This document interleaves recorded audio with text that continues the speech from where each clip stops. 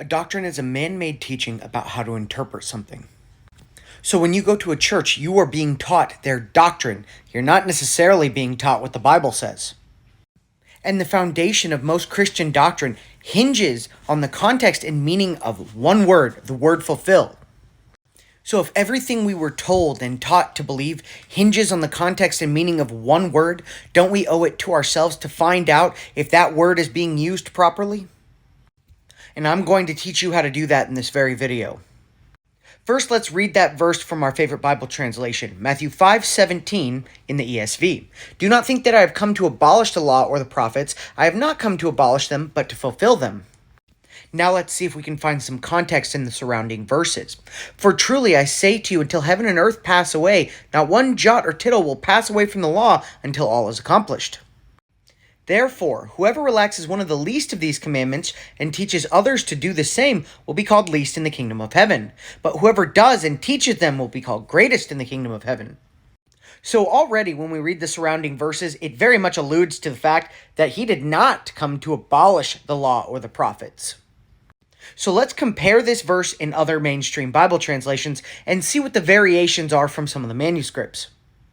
And we live in the information age where all the knowledge of the world is at your fingertips, so you are without excuse. To compare some of the various Bible translations, let's go to Bible Hub. This is one of my favorites for comparing side-by-side translations. You'll see that the vast majority of them are translated basically the same, but then we come to this little gem.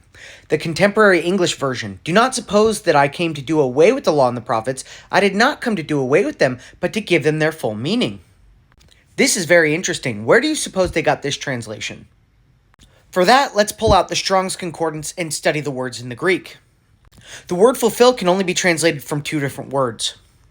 The Greek word teleo, which means to complete, to bring to an end.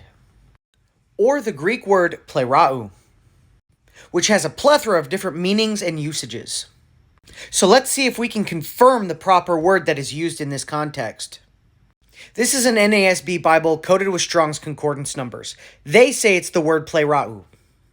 And this is an interlinear Bible, which shows you the actual manuscript, and you can confirm here that the Greek word used is plerau. So now we know 100% beyond a shadow of a doubt, the word being used for fulfill does not mean teleo. It's not to end. To further confirm this, let's pull out Thayer's Greek lexicon and look it up. And you will see that these scholars believe in the context of Matthew 5:17, the word fulfilled means to cause God's will as made known in the law to be obeyed as it should be and God's promises given through the prophets to receive fulfillment. Makes you wonder about the doctrine you were taught.